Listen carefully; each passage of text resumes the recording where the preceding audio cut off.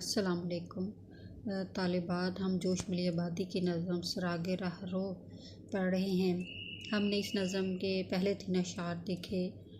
इस नज़म में जो मौजू है इसमें शायर बताते हैं कि हर रास्ता चलने वाला अपने पाँव के निशान राह पर छोड़ जाता है और देखने वाला इस निशान से जान लेता है कि इस राह से सांप गुजरा है या कोई घुड़सवार।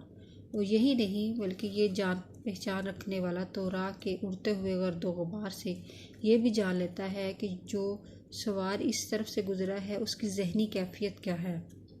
और आज जो हम चौथा जो शेर है उस पर पढ़ेंगे कि सनम तराश ना हो तो सनम नहीं बनता, कदम ना हो तो निशाने कदम नहीं बनता। सनम तराश यानी पत्थर तराशने वाला, सनम यानी पत्थर ना हो तो यानी पत्थर तराशने वाला ना हो तो बुत नहीं बनता, कदम ना हो तो निशाने कदम नहीं बनता। यानी अगर कदम ना हो, पाँव ना हो तो पाँव के निशान कैसे बने। तो तशरीह ये है कि शायर कहते हैं कि एक और मिसाल बयान करते हुए हमें समझाते हैं कि जिस तरह एक पत्थर का बुत बनाने के लिए बुत तराश यानी बुत बनाने वाला पत्थर और पत्थर को तराशने वाले आलात की ज़रूरत होती है, इसी तरह कदम या पाँव का निशान भी उसी वक्त बनता है जबकि सफ़र किया जाए या कदम पर से कदम मिलाकर बढ़ाया जाए। अगर पत्थर तराशने वाला ना होगा तो खूबसूरत और हसीन मुजस्मा ना बनेगा, क्योंकि पत्थर को तराशने के लिए जिस महारत की ज़रूरत होती है, जिस फ़न की ज़रूरत होती है, वह हर कोई नहीं जानता। जिसका काम उसी को साजे वाली बात है। यानी अगर आप मिट्टी से बुत बनाने वाले से पत्थर का बुत बनाने के लिए कहेंगे तो उसके लिए ये काम मुमकिन नहीं, क्योंकि मिट्टी से बुत बनाने की तरकीब और तरतीब कुछ और तरह से है, उसका तरीका कुछ और तरह है, और पत्थर से बुत बनाने का तरीका कुछ और है। मिट्टी को पानी में गूंद कर बुत बनता है और पत्थर को तेशे और हथौड़े से काट काट कर और बड़ी मेहनत से और मोहब्बत से बुत तराशा जाता है तो फिर ही मूर्ति बनती है। तो इसी तरह जो मेहनत करता है, जो कोशिश करने का हामिल होता है, वो ही अपने रास्ते में कदम बनाता है, कदम के निशान बनाता है, लोगों के लिए रहनुमाई का रास्ता बनाता है। तो जिस तरह पत्थर मूर्ति बनाने के लिए संग तराश होना ज़रूरी है, इसी तरह पाँव के निशान बनाने के लिए मेहनत और अमल ज़रूरी है। नेक्स्ट देखिए, यूं ही ये राह के है जिसका नाम कहकशां, यूं ही ये नक्शे कदम माहो नैयर ताबा। कहकशां यानी सफ़ेद सितारों का जुर्मिट, जिसको कहकशां कहा जाता है। शायर कहते हैं कि बिल्कुल इसी तरह ये रास्ता कि जिसका नाम कहकशां है, यूं ही ये नक्शे कदम माहो नैयर ताबा, माह चाँद, नैयर ताबा चमकता हुआ सूरज, यानी ये चाँद और सूरज कदमों के निशान हैं।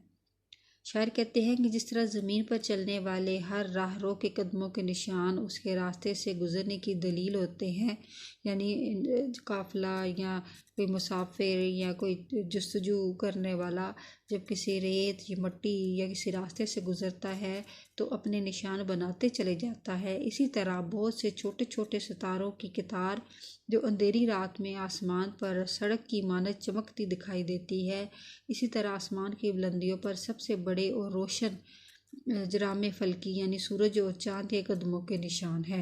यानी रात को हम गर्मियों की रात को जब हम खुले आसमान की तरफ देखते हैं तो हमें छोटी छोटी कहकशाएँ नज़र आती हैं, और ये कहकशाएँ पक डंडियों की तरह होती हैं, छोटे छोटे रास्तों की तरह होती हैं। और शायर कहते हैं कि इन कहकशाओं को देखकर यूँ गुमान होता है कि जैसे ये सूरज और जो चाँद है जो आसमान पर चमकते हैं, ये उनके चलने के निशान है, ये उनके गुज़रने के निशान है। इसी तरह आसमान की बुलंदियों पर जो बड़ी बड़ी कहकशाएँ, बड़े बड़े जो जराम फलकी हैं और ये जो जुर्मट सितारों की हमें नज़र आते हैं, ये जो हमें एक पगडंडियों की तरह और पतली पतली गलियों की तरह चमकती हुई जो रास्ते नज़र आते हैं, ये हमें उन्हीं के निशान नज़र आते हैं। और ये इस बात का सबूत है कि इस राह से चाँद गुज़रा है या सूरज गुज़रा है। तो अगर कदम के नीचे ज़ेर ना हो तो मतलब होगा कि बिल्कुल इसी तरह छोटे छोटे सितारों की कि तार जो अंधेरी रात में आसमान पर किसी सड़क की तरह चमकती है, और ये सूरज मुनव्वर चाँद और सूरज किसी के कदमों के निशान हैं। यानी यूं ही ये नक्शे कदम माहो नैयर ताबा, यानी ये जो निशान है ये सूरज, चमकते हुए सूरज और चमकते हुए चाँद के कदमों के निशान शायर ने इसको बताया है कि ये कहकशाएँ जो है ये सूरज की जो है पाँव के निशान हमें मालूम होते हैं। यूं ही ये गर्दे सरे राह खुशनुमा तारे, रवां है जिनकी जबीनों से हुस्न के तारे। यूं ही इसी तरह ये गर्दे सरे राह यानी रास्ते की जो धूल है, और खुशनुमा तारे यानी खूबसूरत नज़र आने वाले तारे, रवां है जिनकी जबीनों पेशानियों से हुस्न के दारे यानी हुस्न फूट रहा है। यानी इसका मफहूम हम इस तरह देख सकते हैं कि इसी तरह रास्ते के किनारों का गुबार खूबसूरत तारे जिनकी पेशानियों से हुस्न फूट रहा है। यानी कहकशाओं की बात की है शायर ने कि जो कहकशाएँ सड़क के गिर्द खूबसूरत चमकदार सितारे धूल की सूरत हमें आसमान पर नज़र आते हैं, और जिनके चेहरे से हुस्न नज़र आता है, नूर की किरणें जो हैं दूर दूर तक फैली हुई हैं, तो ये हुस्न के दारे हैं। यानी ये हुस्न है चाँद का, और ये हुस्न है रात का जो आसमान पर हमें कहकशाओं की सूरत में नज़र आता है, और ये खूबसूरत और चमकदार सितारे धूल की सूरत में हमें नज़र आते हैं। तो ये हमें इस तरह महसूस होता है कि जैसे ये सूरज और चाँद की तगोदो है, सूरज और चाँद के कदमों के निशान हैं। ज़मीन का नूर है और आसमां की जीनत हैं, किसी की शोखी रफ्तार की अलामत हैं। यानी शायर कहते हैं कि ये ज़मीन का नूर और आसमान की सजावट और ख़ूबसूरती का बायस हैं। ये सब किसी की शरारत भरी रवश और चाल की चमक की निशान है।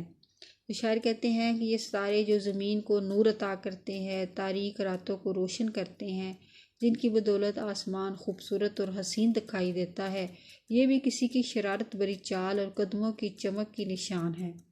यानी इस शेर में शायद तलमी इस्तेमाल कर रहे हैं। आखिरी 3 इशार में जोश ने जो है खुदा के आखिरी नबी सल्लल्लाहु अलैहि वसल्लम के वाक़या मेराज का जिक्र किया है कि ये कहकशा, ये चाँद, ये सूरज, ये चमकता हुआ जो सूरज और चमकते हुए सितारे कभी महबूब कबरिया के कदमों के निशान हैं। यानी ये नूर मोहम्मदी सल्लल्लाहु अलैहि वसल्लम है जो सब इनके रास्ते पर जो हवीदा है। ये नूर नबी है जो तारों की दिलबरी में है, और ये नूर, ये रोशनी उस बात की दलील है कि खुदा का महबूब इसी राह से गुजरा था। यानी शोखी रफ्तार, चाल की शोखी। यानी ये ज़मीन का नूर और आसमान की जो चमक है, जो कहकशाएँ जो हमें आसमान में नज़र आती हैं, ये इस बात की निशानी है कि नबी करीम सल्लल्लाहु अलैहि वसल्लम जो है इनका जो हज़रत जिब्राईल अलैहिस्सलाम के साथ इनकी सवारी जब इन 7 आसमान से गुजरी थी, तो ये नबी करीम सल्लल्लाहु अलैहि वसल्लम के कदमों की धूल है। ये चमकती हुई जो खाक जो है उनके कदमों की, इनसे कहकशाओं का रूप डाल लिया है, और ये नबी करीम सल्लल्लाहु अलैहि वसल्लम के वाक़या मेराज की दलील है।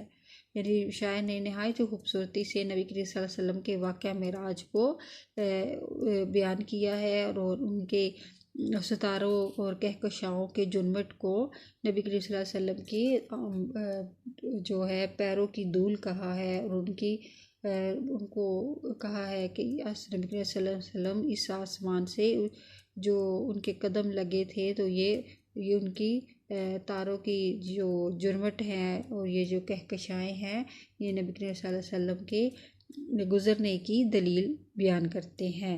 तो तालिबात, उम्मीद है कि आपको समझ आ गई होगी। देखिए इसके मश्की सवालात। देहात में किसी कच्चे रास्ते पर सुबह के वक्त रगड़ का निशान देखकर क्या गुमान होता है। यानी हमें देहात में किसी कच्चे रास्ते पर सुबह के वक्त रगड़ का निशान देखे तो हमें महसूस होता है कि यहाँ पर कोई सांप गुजरा है। निशानी हलाल नमाज से क्या मुराद है और इससे किस किस्म के सवारों का ताल्लुक है। यानी घोड़े के पाँव में लगे नाल का निशान जिसकी शक्ल हलाल नुमा होती है, यानी बारीक चांद की तरह, इसे देखकर अंदाज़ा होता है कि इस तरफ से कोई घुड़सवार गुजरा है। गुब्बारे राह से तगोपो का क्या ताल्लुक है।